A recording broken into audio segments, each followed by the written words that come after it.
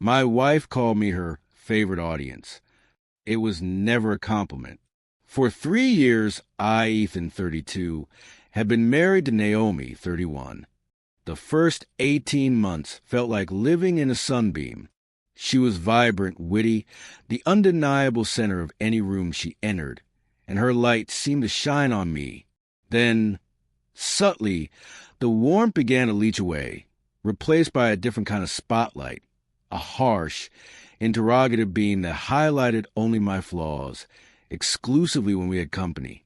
I became her stock character, the lovable buffoon, the punchline she could always count on for a laugh from her friends, her family, even, I'd later learn, her colleagues.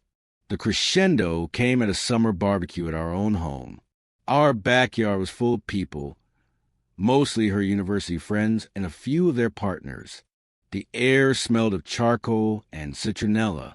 I was manning the grill, a task I usually enjoyed when I heard her voice rise above the dinner conversation. Clear and melodic, a bell tolling for my dignity. "Okay, everyone watch this," Naomi announced, clinking her glass. A hush fell over our friends. She pointed to me with a grin. "Ethan's greatest talent is his ability to burn anything. I swear, he can incinerate water. Last week, he attempted toast. We had to open all the windows. The smoke alarm sang us the song of its people for 20 minutes.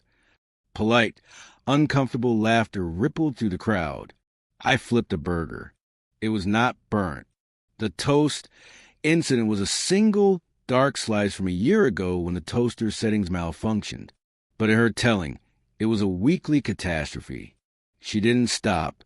And don't get me started on his sense of direction. I love him. But if this man didn't have GPS, he'd currently be attempting to navigate the Atlantic in a paddle boat. We went to that new vineyard last month, and he took us to a sewage treatment plant. A sewage treatment plant. He argued it was rustic. More laughter, louder this time. My friend Ben tried to catch my eye, a look of pity in his gaze. I focused on the sizzling meat. The vineyard trip? The GPS had glitched. We took one wrong turn, and we corrected it within minutes. The treatment plant was a distant, nondescript building on the horizon. It had become a fully formed comedy routine. "He's brilliant in his own way, though," she continued, her tone dripping with faux adoration. "His idea of a romantic gift is a multi-pack of my favorite printer ink. Because nothing says, 'I love you,' like not having to expense office supplies." That did it. The laughter was genuine now. I set down my tongs. I felt a cold, clear calm settle over me, a stark contrast to the heat of the grill and the warmth of my humiliation. I walked to our patio table, picked up my phone, and opened the Notes app. I started typing. Naomi, noticing my retreat from the grill, sauntered over, her smile wide and performative. "Ah, sweetie, are you pouting? Cat got your tongue." I didn't look up from my screen. "Nope, just taking notes." She let out a tinkling laugh. "Notes? On what? The proper internal temperature for a burger?" "Something like that," I said flatly, typing barbecue, burnt water joke, navigation, sewage plant exaggeration, gift, printer embezzlement.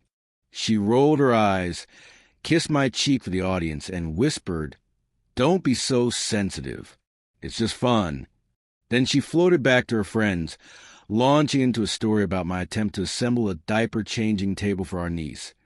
I found him surrounded by parts, looking like a robot who'd forgotten its own programming. We didn't have children. The changing table was a simple, 3-step piece from her sister. It had taken me 10 minutes. I spent the rest of the party in a quiet, observational haze. I noted every jab, every exaggerated anecdote. Every time she'd shut down a half-hearted defense from someone, "No, Ben, seriously, you had to be there, it was pathetic." I documented the pattern. The spark of eye contact with her audience before she began. The way her stories grew more elaborate with each retelling. The strategic use of terms like lovable and sweet to coat the cruelty in sugar. By the time the last guest left, I had a comprehensive list. It wasn't just a list of jokes. It was a blueprint of my diminishing role in my own life. That night, as we cleaned up, she tried to brush it off. You were quiet tonight. I was listening. To my silly stories? Ethan, they're just stories. Everyone laughed. I know, I said. I was taking notes on which ones got the biggest laugh, for future reference. She sighed, the long-suffering wife. You need to learn to take a joke. It makes you seem insecure. The following week, I became an archivist of my own ridicule. I didn't argue. I didn't mope. I simply documented. A dinner with her parents. Ethan tried to discuss macroeconomic policy with Dad. It was like a goldfish explaining astrophysics. Note, economic discussion mockery. Father actually asked for my opinion. A double date with her co-worker Clara and Clara's husband. He fixes things around the house. I have to call a real professional afterwards to unfix them. Note, home repair incompetence narrative. I remodeled our bathroom. Each time, I'd pull out my phone, tap away conspicuously. She'd smirk. There he goes, writing his manifesto. Her friends would shift uncomfortably. But I wasn't just cataloging insults. I was studying her. And I learned that Naomi, for all her onstage confidence, had a looming, vulnerable opening night. She was a lead project manager for a massive, high-profile charity gala for a firm, Sterling and Gray. It was her chance to shine in front of the partners, major donors, and the city's elite. She'd been practicing her keynote speech for weeks, pacing our living room, rehearsing her slides on me. I'd been her captive audience, offering polite feedback. And I'd been taking notes on that, too. Not just on her speech, but on her nervous tics, the part she stumbled over, the little white lies she told about her team's contributions, the minor data fudges she made to make a growth chart look more impressive. The week the gala arrived. The morning of... She was a bundle of nerves. Ethan, do I look commanding? Do I look like I run things? You look perfect, I said, adjusting my tie in the mirror. You have to be on your best behavior tonight. These are serious people. Partners. Donors. No weird jokes. No awkward silences. Wouldn't dream of it. I replied, my voice calm. I'll just be your biggest fan. And I meant it. I would be her most attentive audience member. The gala was at the opulent Grand Riviera Hotel. Crystal chandeliers glittered. Waiters circulated with champagne flutes, and the air hummed with a low, expensive murmur of success. Naomi's moment came after dinner. She took the podium, glowing under the spotlight. She was magnificent, poised, passionate, funny in the right places. She received a standing ovation. I clapped, genuinely proud. The triumph on her face was real. Then came the mingling. The room broke into a buzzing hive of networking. Naomi, flushed with victory, took my arm and began working the room. We approached a distinguished older man with a sharp gaze. Charles, she gushed, thank you so much for your support. This is my husband, Ethan. Charles, a senior partner, shook my hand. Ethan, Naomi has mentioned you. Sounds like you keep her grounded. I try, I said, smiling. Then I turned the smile to Naomi, a mirror of her own performative glee. But honestly, Charles, I'm just so in awe of her. The way she pulled us together after the last event. Naomi's smile tightened. The last event? You know, I said, my tone light conversational. The winter donor brunch where the caterer mixed up the vegetarian and vegan meals? She was so stressed, poor thing. Said the donor from the Green Earth Foundation was livid, but she smoothed it over, told him it was the intern's mistake. So resilient. I took a sip of champagne. Charles's eyebrow twitched. I wasn't aware there was an issue with the Green Earth Foundation. Oh, maybe she handled it so well you never heard, I said cheerfully. Like that time she accidentally forwarded the confidential donor list to the entire junior staff mailing list instead of the event brief. She laughed about it later, said it was a transparency exercise. She's so innovative. Naomi's knuckles were white around her glass. Ethan, I think Charles needs to speak with. And her memory. I continued, turning to a small group that had gathered nearby, including the firm's stern HR director, Margaret.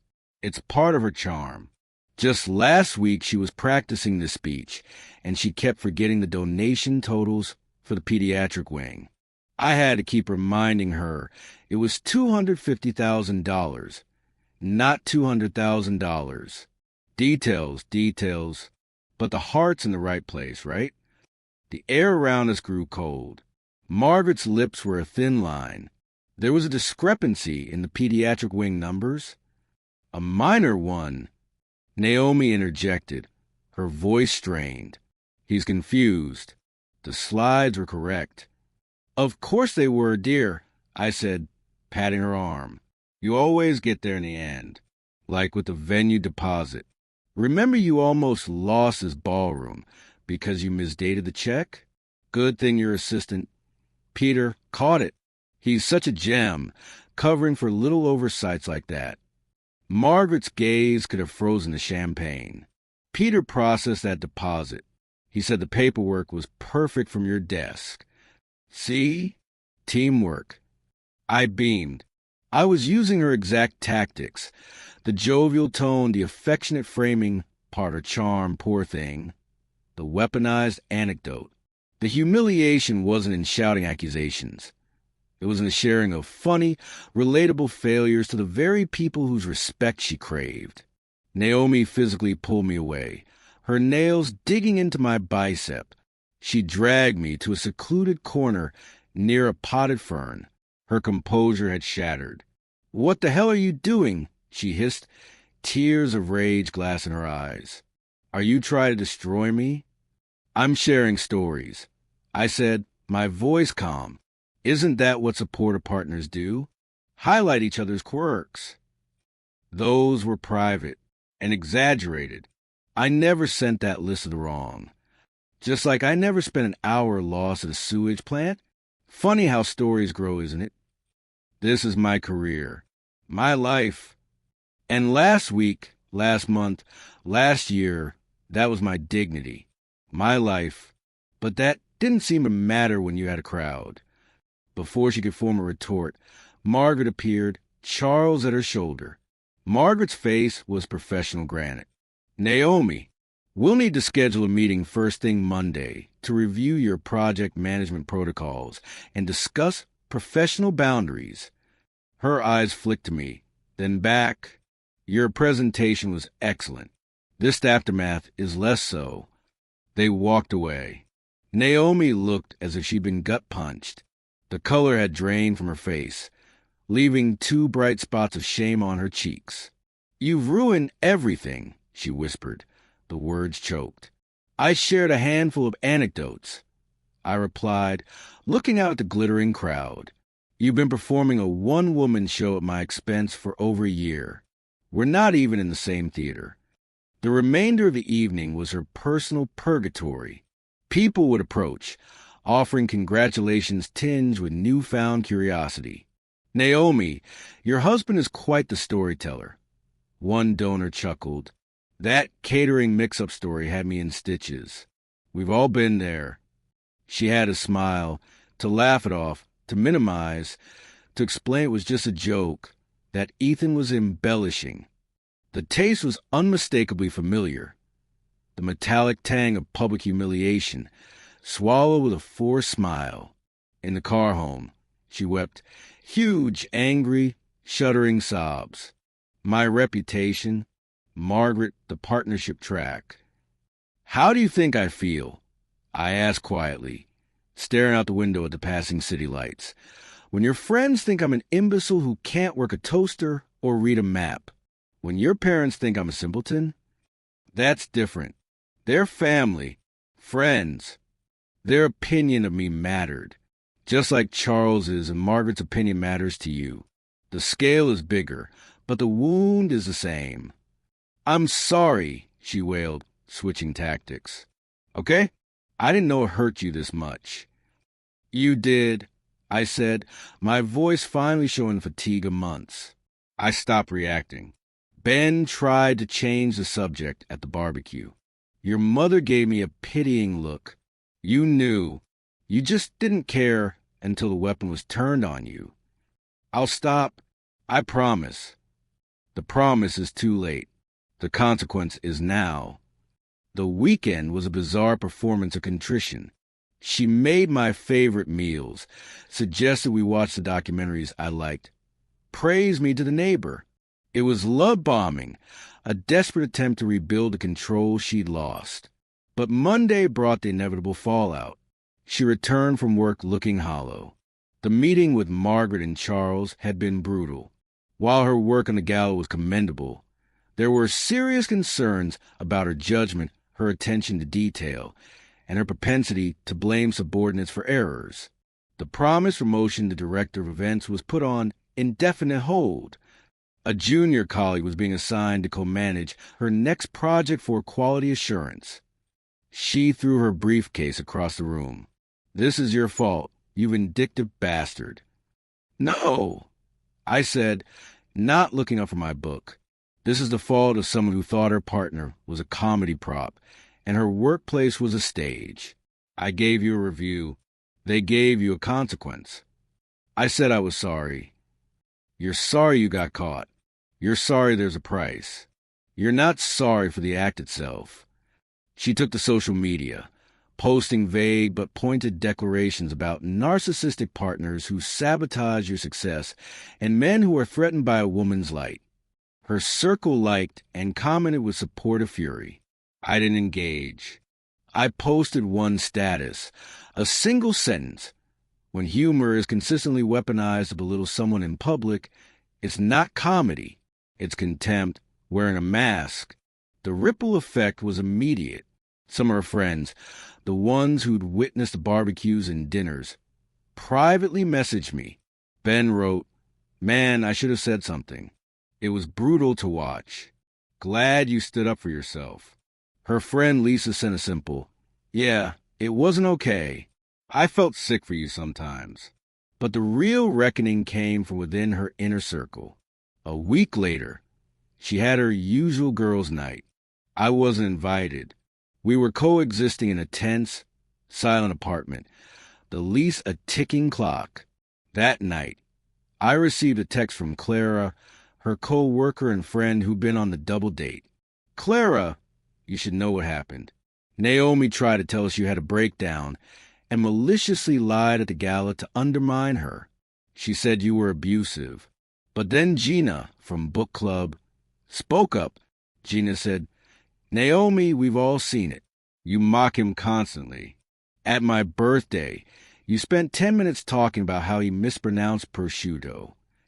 Who does that?" "Clara." Then Sasha chimed in.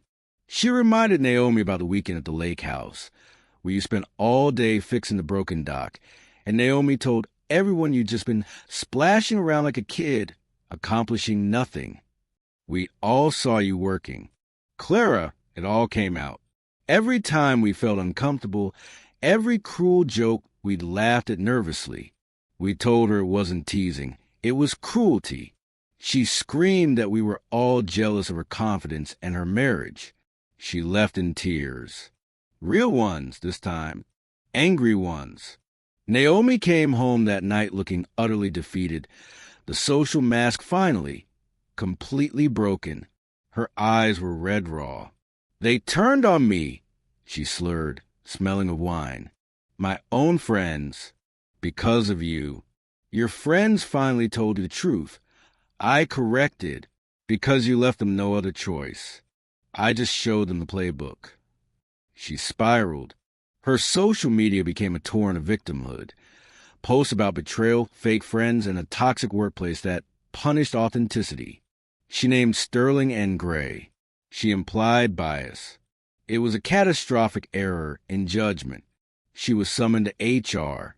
Her public disparagement of the firm, combined with the professional concerns already noted, resulted in a final written warning. One more misstep meant termination. The woman who returned home that day was a ghost of the vibrant, cutting wit-eyed married. The confidence was gone, replaced by a hollow, bewildered fear. "Ethan," she said, her voice small, I think I need help. I don't know why I do this. I don't know why I need to do that to you. Therapy is a good idea." I agreed. Will you? Will you come with me? Couples counseling? We can fix this." I looked at her, at the ruins of what we had been. There was no anger left in me, only a profound, weary sadness. "No, you get help for you, not for us. There is no us left to fix." She moved out the next week to her cousin's spare room, the last I heard to the grapevine. She was indeed seeing a therapist, but her social media remained a tragic gallery of martyrdom, a curated exhibit of being too real for a world of fakes. I stayed in the apartment. After some time to heal, I started dating again. I met a woman named Anya, a landscape architect with a quiet, observant intelligence. On our first double date with her friends, she told a story about how I'd helped her identify a blight on her favorite rose bush. He just knew what it was right away, she said, her hand on my arm. I'd been worrying for weeks. He has this amazing, quiet knowledge about so many things. There was no punchline, no sting in the tail, just a simple, warm statement of fact. The contrast was so stark it almost took my breath away. This, I realized, was what respect felt like. It was peaceful. Looking back, I have no remorse for that night at the Grand Riviera. She needed a mirror held up, not to her face, but to her actions, in the very arena where she felt most powerful. She needed to feel the cold shock of laughter at her expense, the heat of shame, the erosion of standing. The difference was and remains everything. I administered a single, calculated dose of her own medicine to break a fever. She had been feeding me the poison, drop by drop, for years, believing it was sustenance. She texted me on what would have been our anniversary. I understand now. Truly, I was cruel. I'm so sorry. I read it. I felt nothing. I didn't respond. Some lessons are learned in the burning, and some bridges are meant to be ash. I still have the notes. All of them. They're not a trophy or a weapon. They're a compass, a reminder of the coastline I never want to drift near again. And they are proof that sometimes the most powerful response to a sustained campaign of humiliation isn't a shout or a plea. It's silent, meticulous observation.